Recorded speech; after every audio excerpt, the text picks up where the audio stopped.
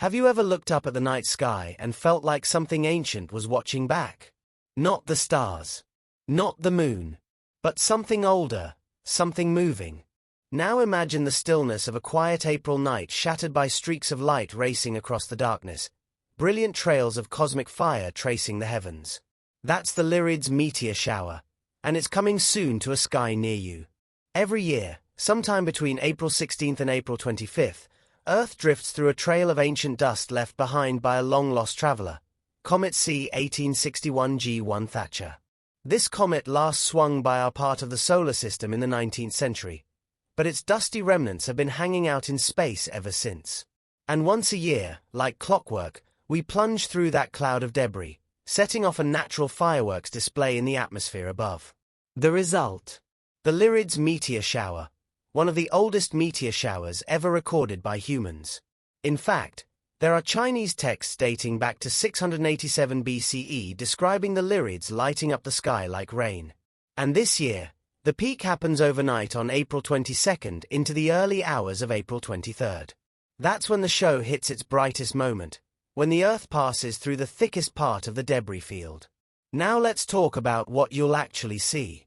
On an ideal night, free from moonlight or cloud cover, the Lyrids can produce about 10 to 20 meteors per hour, and occasionally more.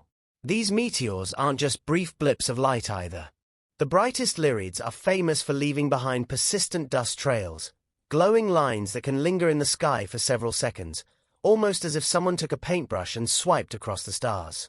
And although it's not common, the Lyrids have surprised skywatchers in the past with sudden bursts of activity. Short periods where hundreds of meteors light up the sky in rapid succession. These outbursts are unpredictable, but always possible. Now, here's the twist for 2025. We're dealing with a full moon on the night of the 22nd.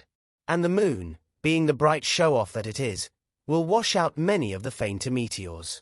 That doesn't mean the show is cancelled. Far from it. The brightest fireballs will still punch through the moonlight, and their long, glowing trails might even look more dramatic when cast against the silver-lit sky. So how do you get the best seat for this celestial event? First, location matters. Try to find a dark, open area, away from streetlights, buildings, and city glow. That could be a quiet park, a country field, or even your rooftop if you've got a good view. Second, timing. The best hours are after midnight, when the Lyrid radiant, the point in the sky where the meteors seem to originate, has climbed higher. This point lies near the constellation Lyra, close to the bright star Vega. But don't stress about constellations too much. The meteors can appear in any part of the sky. Third, give your eyes time to adjust. It takes about 20 to 30 minutes for your eyes to fully adapt to the dark. Avoid looking at your phone or any bright lights during that time. Let your vision stretch into the stars. And you don't need any fancy equipment. No binoculars. No telescope. Just your eyes, a bit of patience, and a moment to tune in to the vastness of space.